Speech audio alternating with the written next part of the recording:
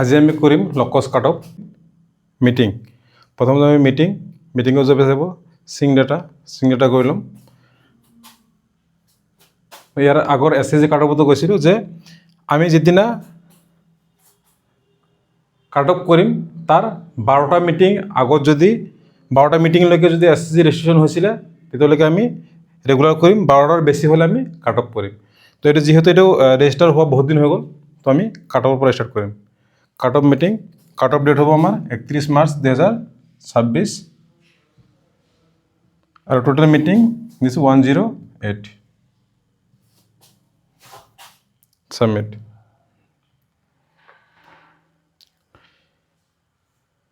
প্ৰথমতে আমি এটেণ্ডেন্সটো চাওঁ, বাকীকেইটা আমি বেছি এমাউণ্ট চাম পিছত চাম। প্ৰথমত চাওঁ আমি এটেণ্ডেন্সত 108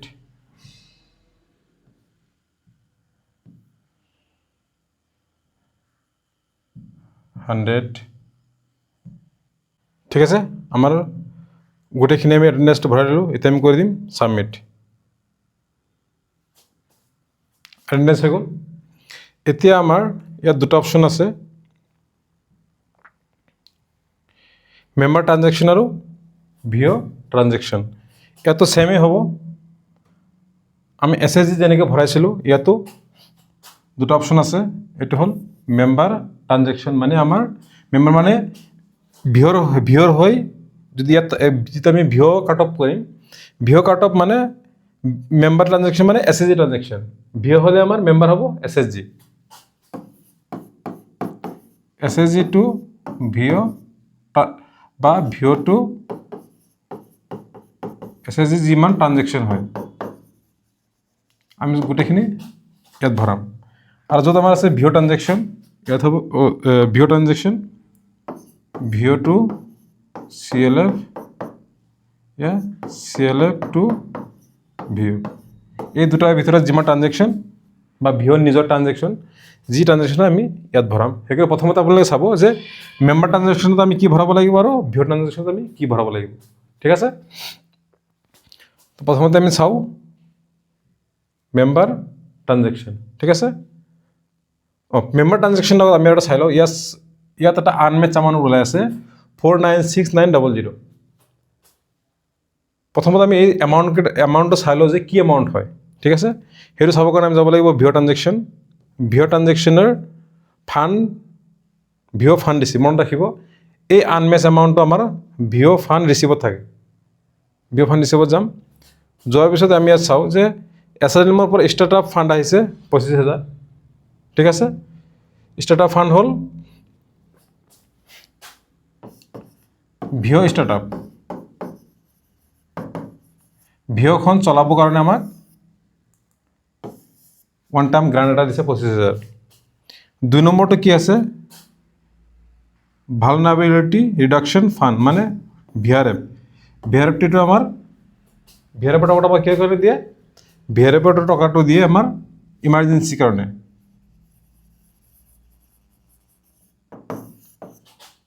এয়া প্ৰাকৃতিক দুৰ্যোগ যেতিয়া মানুহৰ হয়, অসুবিধাত পৰে, বানপানী চানী কেতিয়া হ'লে সেই সময়ত আমি ইয়াৰ পৰা আমি লোন দিওঁ। 3rd নম্বৰত আছে আমাৰ CIF। 3rd নম্বৰত আছে আমাৰ CIF। CIFটো ক'ৰ পৰা আহিছে, ইয়াত ধুনীয়াকৈ লিখা আছে CIF ৰিচিভ ফ্ৰম SRLM। মানে এই CIFটো আমি CLFৰ পৰা লোৱা নাই, আমি ক'ৰ পৰা লৈছোঁ, আমি লৈছোঁ SRLM।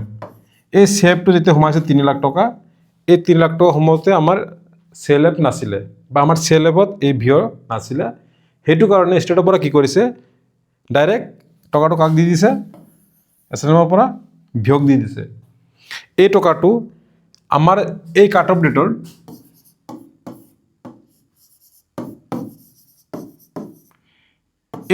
ডেটৰ লৈকে যদি এই টকাটো এতিয়াও আমি CLFক ৰিটাৰ্ণ দিয়া নাই, তেতিয়াহ'লে আমি এইটো এক্টিভ লোনত ভৰাব লাগিব। যদি আমি এই ডেটৰ আগতে ঘূৰাই দিছোঁ, তেতিয়া আমি এইটো এক্টিভ লোনত দেখাব নালাগে, ৰিটাৰ্ণটো CLF বুলি আমি দেখাই দিম। তো ক'ত দেখাম, আমি যেতিয়া ষ্টেপ ষ্টেপ কৰি যাম আমি পাম তেতিয়া কৈ দিম। ঠিক আছে, আৰু যদি এতিয়ালৈকে ল' কষ্ট ভৰাওঁতে আমি লোন লেজাৰত চাম যদি এই টকাটো এতিয়ালৈকে ঘূৰাই দিয়া হোৱা নাই তেতিয়া আমি এক্টিভ লোনত ভৰাই দিম। এনেকুৱাও হ'ব পাৰে এই লোনটো ঘূৰোৱাৰ পিছত আকৌ CLF পৰা আমি লৈছোঁ সেইটো আমি এক্টিভ লোনতে ভৰাম বা শেষ হ'লে ক্ল'জ লোনত ভৰাম। কিন্তু এই টকাটো যদি আমাৰ এতিয়ালৈকে ঘূৰোৱা হোৱা নাই তেতিয়াহ'লে আমি এইটো এক্টিভ লোনত ভৰাম। যদি ঘূৰোৱা হৈ গৈছে আমি ফাণ্ড ৰিটাৰ্ণ টু CLF ভৰাই দিম। ঠিক আছে, এতিয়া আমি এটাকে চাওঁ।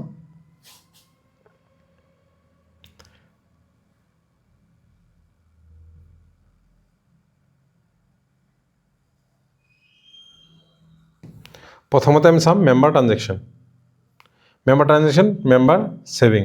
মেম্বাৰ ছেভিং মানে SHG ছেভিং। SHG ক'ত ছেভিং কৰে? ভিঅ'ত। তো সেইটো হ'ব আমাৰ আৰম্ভৰ পৰা কাট অফ ডেটলৈকে কিমান টকা হয়। ঠিক আছে, প্ৰথমৰ পৰা কাট অফ ডেটলৈকে। তো মাহত 100কে কৰে, 3 বছৰত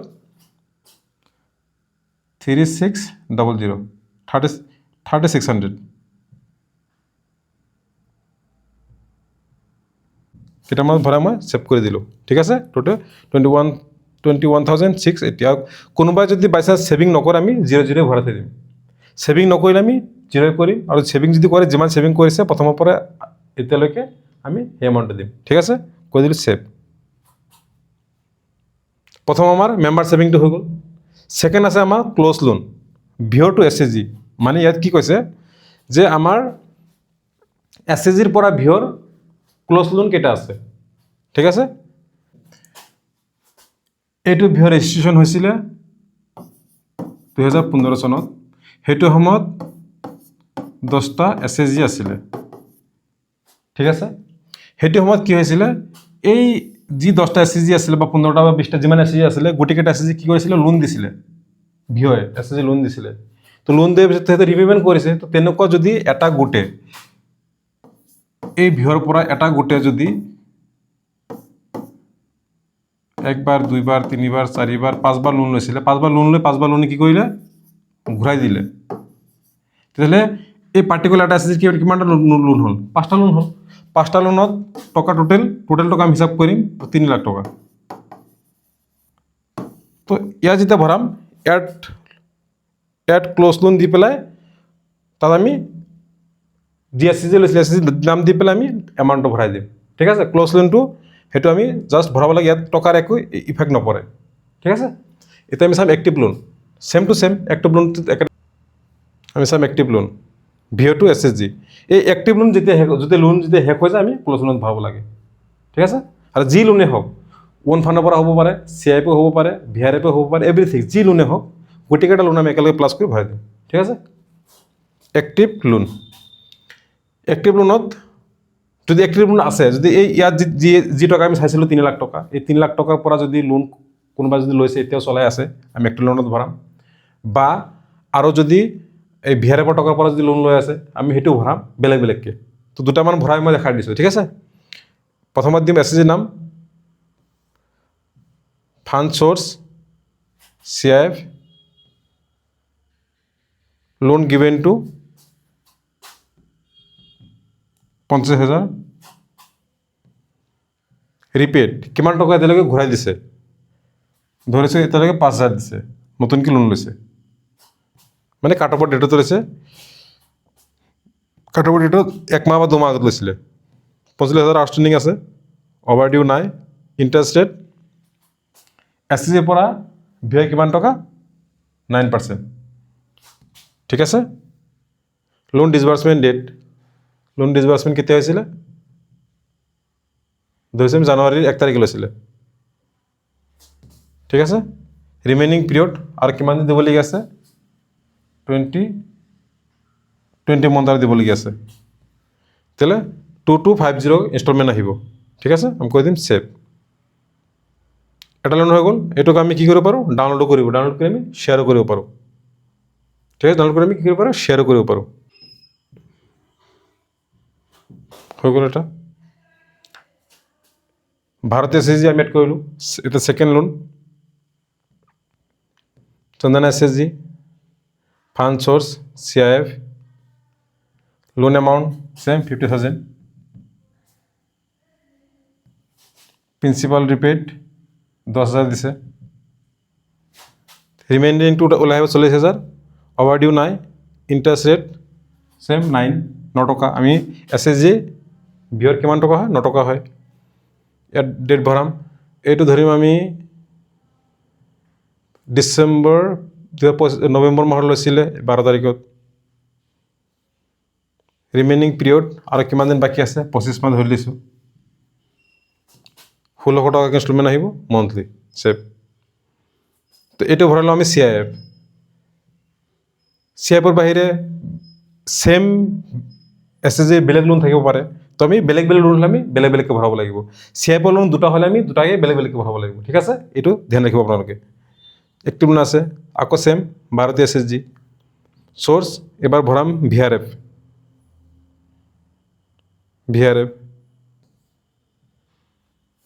লোন লৈছিলে 20,000।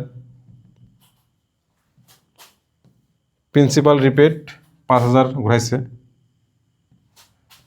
আউটষ্টেণ্ডিং 0, প্ৰিন্সিপাল অভাৰডিউ নাই। ইণ্টাৰেষ্ট ৰেট এইটো 0 হ'ব পাৰে। VRF 0 হ'ব পাৰে এটা সময়লৈকে, তাৰপিছত আকৌ ইণ্টাৰেষ্ট ল'ব পাৰে 6%। ঠিক আছে, বা 12% হ'ব পাৰে, এইটো নিজৰ কথা। লোন ডিছবাৰ্চমেণ্ট ডেট কেতিয়া লৈছিলে? 25 চনৰ জুন মাহত লৈছিলে 1 তাৰিখত। ৰিমেইনিং পিৰিয়ড এতিয়াও আৰু ধৰিছোঁ 5 মাহ দিবলগীয়া আছে। 3,000 টকা মাহত আহিব। ছেভ হৈ গ'ল। বেক। এতিয়া 2 বুলি আহিলে দুটা লোন কি ক্লিক কৰিলে ওলাই যাব। লোন নাম্বাৰ 1 ইমান, লোন নাম্বাৰ 3 এইটো। ঠিক আছে, লোন ভৰালোঁ। লোন ভৰোৱাৰ পিছত একটা লোন হৈ গ'ল। এতিয়া আমি চাম ৰিচিভ ফ্ৰম মেম্বাৰ। এতিয়া SSGৰ পৰা ভিঅ'য়ে কি ৰিচিভ কৰে? নিউ ৰিচিপ্ট, ইয়াত অলৰেডি চিলেক্ট হৈ আছে, আমি যিকোনো এটা চিলেক্ট কৰিব পাৰোঁ। ভাৰতী। ফাণ্ড চ'ৰ্চ কি হয়? মেম্বাৰ ফিজটো লওঁ আমি যেতিয়া নতুন এটা SSG এড হয়। মেম্বাৰশ্বিপ ফিজ এমাউণ্ট 200 টকা। ছেভ কৰি দিলোঁ। আৰু হ'ব পাৰে বেলেগ, যেনে চন্দ্ৰমা SSG, select source, membership fees হৈ গ'ল।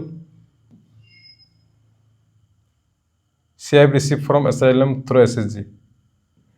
এইটো হ'ব যেতিয়া আমাৰ SSG যেনেকৈ এতিয়া ডাইৰেক্ট CIF আমাৰ ভিঅ'ত দিছে। আমাৰ কোনোবা কিছুমান SSGত আমাৰ এইটো পাব আপোনালোকে যে CIFৰ পইচা ডাইৰেক্ট SSGক দিছে। তো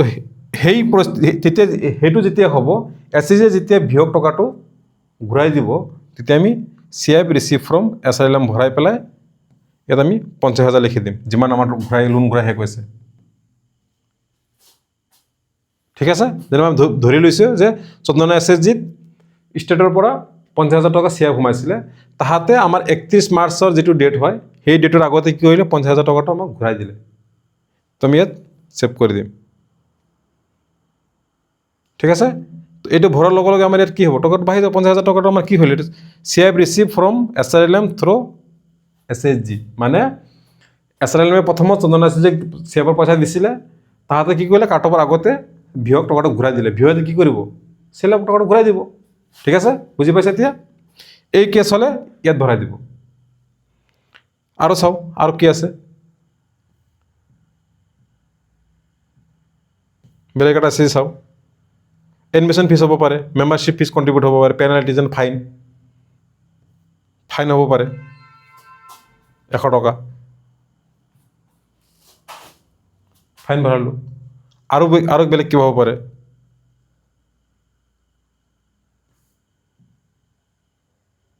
interest receive on loan to member SSG। এইটো হ'ল আমাৰ ক্ল'জ SSGৰ যিটো অলৰেডি ক্ল'জ হৈ গৈছে তাৰ ইণ্টাৰেষ্ট, প্লাছ এতিয়া যিটো লোন চলি আছে কাৰেণ্ট লোন তাৰ ইণ্টাৰেষ্ট। কাৰণ আমি য'ত এক্টিভ লোন আছিলে তাত অকল আমি প্ৰিন্সিপালে দেখাওঁ, তাত আমি ইণ্টাৰেষ্টটো নলওঁ কেতিয়াও। আপোনালোকে যেতিয়া ৰেগুলাৰ মিটিং কৰিব তেতিয়া বুজি পাব। আমি যেতিয়া এক্টিভ লোনত আমি দেখাম নহয় আমি লোন পাইছোঁ বুলি, তাত অকল মূলধনে দেখুওৱা হ'ব। ইণ্টাৰেষ্টটো আমি বেলেগকৈ ভৰাব লাগে, আৰু ইণ্টাৰেষ্টটো ভৰাব লাগে আমি ইয়াৰ পৰা। ঠিক আছে, তো SSGৰ পৰা ভিঅ'য়ে ৰিচিভ কৰিছে। তো তো যেতিয়া মূলধন দিব আকৌ এক্সট্ৰা কি দিব লাগে ইণ্টাৰেষ্ট দিব লাগে তো আমি ইণ্টাৰেষ্ট ইয়াত ভৰাম ইয়াত গোটেইকেইটা এছএছজি হ'ব সবকেইটা এছএছজি ইয়াত এক্সট্ৰাকৈ ভৰাব লাগিব তো মই জাষ্ট এক্সাম্পলৰ কাৰণে এটা ভৰাই দিছোঁ যেনে ক্ল'জ লোনত মোৰ ক্ল'জ লোনৰ ইণ্টাৰেষ্ট আছিল 10,000 আৰু এক্টিভ লোনত 2,000 যেনে 12,000 প্ৰথমত ইয়াত একেলগে ভৰাই দিব ঠিক আছে 12,000 যেতিয়া ৰেগুলাৰ মিটিং ভৰাব তেতিয়াতো যি মাহত 2,000 আহে এই 2,000 ভৰাব ঠিক আছে তো হৈ গ'ল ইয়াতে 62,300 হৈ গ'ল আকৌ বেলেগ ছেম এইটো এছএছজি থাকিব পাৰে ইণ্টাৰেষ্ট কাৰণ থাকিবই যিহেতু লোন লৈছে যে এই বাইদেউৰ কম আছে 5,000 আছে টোটেল ছেভ ঠিক আছে তো আমি এইটো আমাৰ হৈ গ'ল এতিয়া আমি আহিম পেড টু মেম্বাৰ এতিয়া মেম্বাৰক কি পেড কৰা হয় মানে এছএছজি ভিঅ'ই এছএছজি কি পেড কৰে আমি সেইটো চাই লওঁ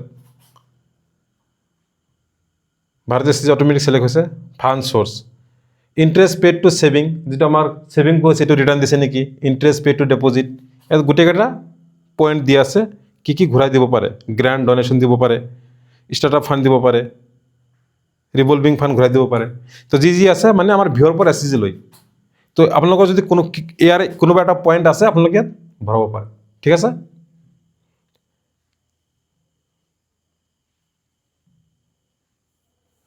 পেড টু মেম্বাৰলৈকে আমাৰ হৈ গ'ল আমাৰ মেম্বাৰ ট্ৰানজেকশ্যন হৈ গ'ল তো মেম্বাৰ ট্ৰানজেকশ্যন আমি প্ৰথমত কি চাইছিলোঁ যে যি ট্ৰানজেকশ্যন আমাৰ এছএছজিৰ পৰা আৰু ভিঅ'লৈকে হয় আৰু বা ভিঅ'ৰ পৰা এছএছজিলৈকে হয় এইটোৱে ইয়াত চেলৰ পৰা একো কথা নাই ঠিক আছে এতিয়া আমি চাম ভিঅ' ট্ৰানজেকশ্যন ঠিক আছে ভিঅ' ট্ৰানজেকশ্যনত আহিলোঁ প্ৰথম আছে ভিঅ' ইনভেষ্টমেণ্ট তো ভিঅ' ইনভেষ্টমেণ্টৰ প্ৰথম পইণ্টটো হ'ব আমাৰ ভিঅ' ইনভেষ্টমেণ্ট মানে CLF ভিঅ'ই কি ইনভেষ্ট কৰে কম্পালচৰি ছেভিং ইন CLF ভিঅ'ই এইটো কৰে মাহে মাহে জমা কৰে সঞ্চয় কৰে CLFত মাহে 100 টকাকৈ সঞ্চয় কৰে তো ভিঅ'ই এই কাট অফৰ ডেটলৈকে প্ৰথমৰ পৰা কাট অফৰ ডেটলৈকে কিমান টকা দিলে টোটেল আমি ধৰিছোঁ 3,600 3 বছৰত ঠিক আছে ছেভ তো প্ৰথমে এটা ইনভেষ্টমেণ্ট হৈ গ'ল আৰু কি ইনভেষ্টমেণ্ট হ'ব পাৰে ইয়াত চাই লৈছে এবাৰ পইণ্টকেইটা CLFৰ কম্পালচৰি ছেভিং এটা হৈ গ'ল কৰিলোঁ ডেপ'জিট ইন CLF আদাৰ ছেভিং শ্বেয়াৰ কেপিটেল দিব পাৰে ভলেণ্টিয়াৰ ছেভিং দিব পাৰে আমাৰ অকল এটাই আছে আমি এটাই ভৰালোঁ ঠিক আছে আপোনালোক অকল এইটোৱে চাব এইটোৱে মেইন CLFৰ লগত কম্পালচৰি ছেভিংটোৱে হয় ঠিক আছে আমি বেংকৰ চাই লওঁ বেংকৰ যদি কিবা আছে বেংকৰ অকল আছে ফিক্সড ডিপ'জিট যদি ভিঅ'য়ে বেংকত ফিক্সড ডিপ'জিট কৰে তেতিয়া ভৰাব নহ'লে নালাগে ঠিক আছে ইনভেষ্টমেণ্ট আমাৰ হৈ গ'ল ভিঅ' ইনভেষ্টমেণ্ট আমাৰ শেষ এতিয়া তাৰপিছত আহিলে গ্ৰুপ ক্ল'জ লোন ছেম আমি যেনেকৈ মেম্বাৰে ক্ল'জ লোন ভৰাইছিলোঁ ইয়াতো যে আমাৰ ভিঅ'য়ে CLFৰ পৰা কিমানবাৰ লোন লৈ শেষ কৰিলে এটা ভৰাই দিওঁ CLFৰ পৰা লোন লৈছিলে ফাণ্ড চ'ৰ্চ লৈছিলে CIF টোটেল 3টা লোন লৈ শেষ কৰিলে টকা হ'ল 30 লাখ হৈ গ'ল ছেভ এইটো হ'ল আমাৰ ক্ল'জ লোন আকৌ বেলেগ এটা CIF যেতিয়া এতিয়া আকৌ CIFৰ জেগাত যদি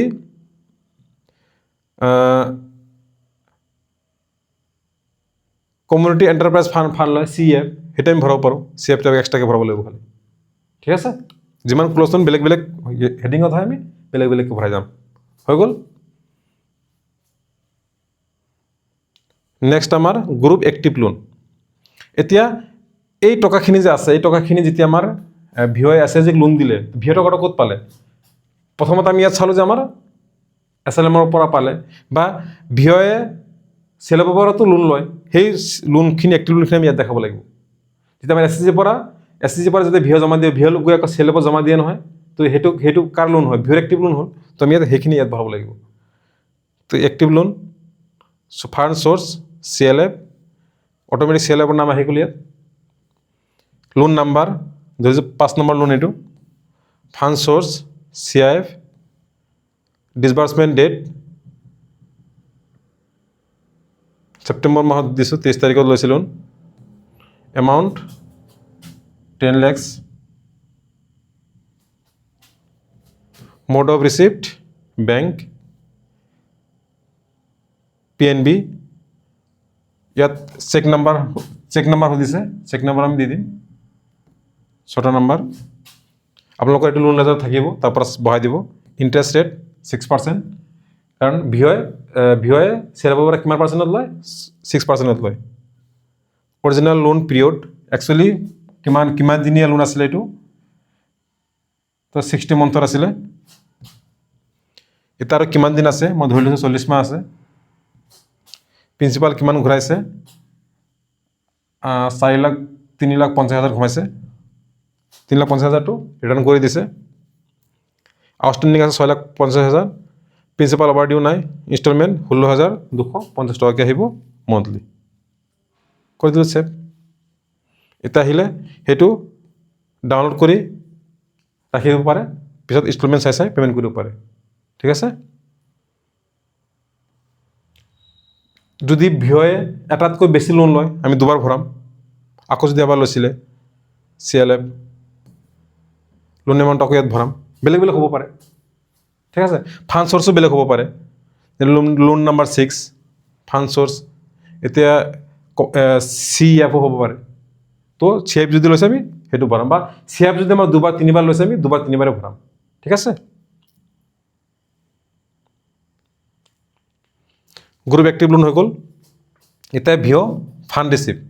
তো ভিঅ' ফাণ্ড ৰিচিভত আমি অলৰেডি পালোৱে কি আমাৰ টকা লৈছিলে। তাৰপিছত আছে আমাৰ ভিঅ' ৰিচিপ্ট। ভিঅ'য়ে কি ৰিচিভ কৰিছে? ভিঅ' ৰিচিপ্ট ইনষ্টিটিউট প্ৰথমত চিএলএফৰ চাওঁ। চিএলএফৰ পৰা এটা ভিঅ'য়ে কি ৰিচিভ কৰিব পাৰে। ঠিক আছে। Fund source compulsory saving in চিএলএফৰ যদি ভিঅ'লৈ আহে, ডেপজিট ইন চিএলএফত ভিঅ' প্ৰথমত ডেপজিট কৰিছে, ঘূৰি আছে। তো এনেকুৱা যদি কিবা থাকে সেইটো ভৰাব। Interest receive on compulsory saving, যদি তেনেকুৱা কিবা ৰিচিভ থাকে ইয়াত ভৰাব। ঠিক আছে। মই ধৰিছোঁ ইয়াত নাই, ভিঅ' ৰিচিপ্টত একো নাই, মানে ভিঅ' ৰিচিপ্টত আছে কিন্তু চিএলএফৰ পৰা একো নাই। আমি বেংক চাম, বেংকৰ পৰা কি ৰিচিভ হ'ব পাৰে। ইণ্টাৰেষ্ট ৰিচিভ অন FD আৰু ইণ্টাৰেষ্ট ৰিচিভ ফ্ৰম বেংক, এইটো ইম্পৰ্টেণ্ট হয়, এইটো চাব। এইটো চবৰে হয়, কাৰণ আপোনালোকৰ নিজৰ বেংক একাউণ্টত ছেভিং একাউণ্টত বেংকে কি দিয়ে? ইণ্টাৰেষ্ট দিয়ে। সেইটো আমি বেংকৰ পৰা কি কৰোঁ? ৰিচিভ কৰোঁ। তো কাট অফ ডেটত যিমান টোটেল আছিলে, কাট অফত যিমান আছিলে বেংক ইণ্টাৰেষ্ট, আমি ইয়াত কি কৰিম? গোটেইকেইটা ভৰাই দিম। যে টোটেল আমাৰ ইণ্টাৰেষ্ট এতিয়ালৈকে আমি পালোঁ 2,580 টকা। ছেভ কৰি দিলোঁ। তো আমাৰ এটাই ৰিচিভ হ'ল। আৰু কি ৰিচিভ হ'ব পাৰে? আদাৰ্ছত চাওঁ। Other income, rent receive, sale inventory আৰু TDS ৰিফাণ্ড। আদাৰ ইনকাম থাকিব পাৰে, ৰেণ্ট ৰিচিভ থাকিব পাৰে, যদি ভিঅ'ৰ কিবা ভাড়া আছে, ভাড়া দিছে পাইছে, আদাৰ ইনকামতো থাকিব পাৰে। আদাৰ ইনকাম যদি কিবা আছে আমি ইয়াত ভৰাম। ঠিক আছে। ভিঅ' ৰিচিপ্ট হৈ গ'ল। এতিয়া আমি ভৰাম ভিঅ' পে'মেণ্ট। ঠিক আছে। ভিঅ' পে'মেণ্টত কি আছে? চেলেক্ট ইনষ্টিটিউট আছে, প্ৰথমত আছে চিএলএফক আমি কি পে'মেণ্ট কৰিছোঁ। ফাণ্ড চ'ৰ্চ, এডমিশ্যন ফিজ হ'ব পাৰে। এডমিশ্যন ফিজ যদি আমি নতুনকৈ ভিঅ' যেতিয়া জইন কৰোঁ, এডমিশ্যন ফিজ 500 টকা এড কৰি দিলোঁ। আৰু বেলেগ যদি কিবা আছে চাওঁ। Institute CLF, interest paid on loan. চিএফৰ লোন পে'মেণ্ট কৰি আছিলোঁ ন, তাত আমি অকল মূলধনটো দিছিলোঁ নহয়, ইণ্টাৰেষ্টটো আমি ইয়াত ভৰাই দিম। তো আমাৰ ক্ল'জ লোনৰ সৈতে টোটেল আমি ইণ্টাৰেষ্ট দিলোঁ 15,000, ধৰি লৈছোঁ 15,000। ঠিক আছে। অল ক্ল'জ লোনৰ যিমান ইণ্টাৰেষ্ট হয় আমি ইয়াত ভৰাই দিম।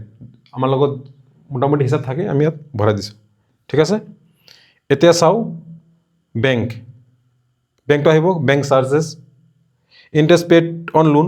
এক্সটাৰ্নেল যদি বেংক লোন লয় ভিঅ'য়ে, এইটো নৰ্মেলি নলয়। তো অসমত নলয়, বেলেগ ষ্টেটত ল'ব পাৰে। তো বেংক চাৰ্জেছ আমাৰ প্ৰথমৰ পৰা এতিয়ালৈকে আমাৰ বেংক চাৰ্জেছ 1500 টকা কাটিলে বেংকে, আৰম্ভণিৰ পৰা কাট অফ ডেটলৈকে। এইটো আমি ভৰাই দিলোঁ। ঠিক আছে। এড চেলেক্ট আদাৰ্ছত চাওঁ আমি।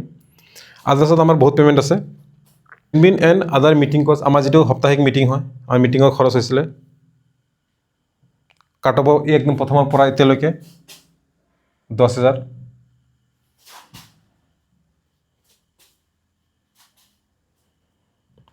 তাৰপিছত আমাৰ বহী পত্ৰ কিবা কিবি কিনাৰ বা বেলেগ আপোনাৰ বুক কিপাৰ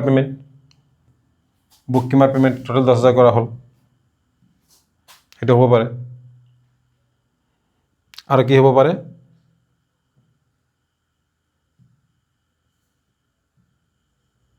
অডিট চাৰ্জেছ বছৰত এতিয়া নতুনকৈ আমাৰ অডিট হৈ আছে 600 টকা দিছে বছৰেকত সেইটো হ'ব পাৰে আমি আৰু চাম ইলেক্ট্ৰিচিটি চাৰ্জ আছে বুক কিপাৰ হৈ গ'ল আমাৰ অডিট হৈ গ'ল এডমিন অফিচ কষ্ট থাকিব পাৰে কেছ বুক চেছ কিবা কিবি কিনা বহিপত্ৰ কিনা চিল বনোৱা সেইটোৰ বাবদ আমাৰ খৰচ হ'ল 5000 টকা তো এইবিলাক যিমান খৰচ আছে পেমেণ্ট আছে ভিঅ'ৰ নিজৰ সেইটো আমি ক'ত ভৰাম ভিঅ' পেমেণ্টত ঠিক আছে হৈ যাব তো যেতিয়া আমি ৰেগুলাৰ মিটিং কৰিম ৰেগুলাৰ মিটিং যেতিয়া আমি কৰিম নহয় আমাৰ দুটা বস্তু মেইন আহিব ভিঅ' ৰিচিপ্ট আৰু ভিঅ' পেমেণ্ট ঠিক আছে এটা হ'ল ভিঅ' গ্ৰুপ প্ৰপাৰ্টি ভিঅ'ৰ গ্ৰুপ প্ৰপাৰ্টি কি কি আছে এইটো চাই লওক add property computer equipment furniture and fixture inventory land and building আৰু ভেহিকল আমাৰ যিহেতু 25000 টকা এটা ফাৰ্নিচাৰ কাৰণে দিছিলে তো ফাৰ্নিচাৰ এণ্ড ফিক্সাৰ্ছৰ কাৰণে আমি 25000 এটা ভৰাই দিম ধৰি লৈছোঁ আমি 23000 বস্তু কিনিলোঁ ফাৰ্নিচাৰ এণ্ড ফিক্সাৰ্ছ ইকুইপমেণ্ট দিলোঁ 2000 তো আমাৰ 25000 বস্তু কিনা হৈ গ'ল ঠিক আছে গ্ৰুপ প্ৰপাৰ্টি হৈ গ'ল এতিয়া আমাৰ আছে ভিঅ' কেছ বেলেঞ্চ আৰু ভিঅ' বেংক বেলেঞ্চ যেহেতু ইয়াত আমাৰ 10 লাখ টকা আছে আপোনালোকক প্ৰথমতে মই এটা কথা কৈছিলোঁ যে যদি আগৰ পুৰণা লোনটো ভিঅ'য়ে অলৰেডি ঘূৰাই দিছে তেতিয়াহ'লে আমি সেইটো কি কৰিব লাগিব সেইটো আমি চাম ভিঅ' পেমেণ্টত নিউ পেমেণ্ট ছিলেক্ট CLF সেই যি টকাটো আমাৰ পাইছিলে ৰিটাৰ্ণ টু CBO সেইটো আমি ইয়াতে ভৰাব পাৰিম 4 লাখ আৰু 50,000 আমি SG পৰা পাইছিলোঁ 4 লাখ হৈ গ'ল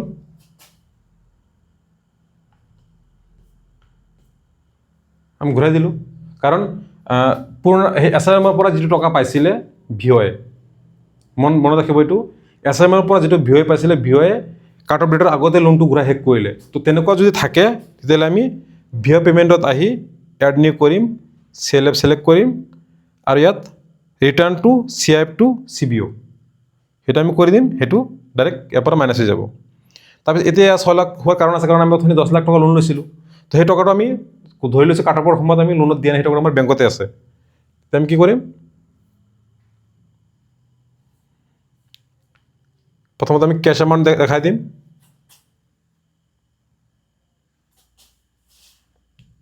$7,500 তো কোন ডেটত আছিলে কেছ ইন হেণ্ড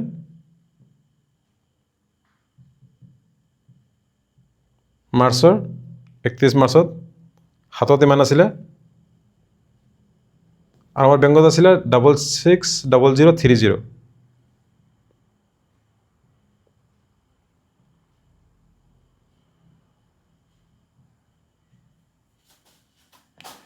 660030 আমাৰ ইমানটোৱে বেংকত আছে বেংকৰ ডেটটো কেতিয়া মাৰ্চৰ 31 ছেভ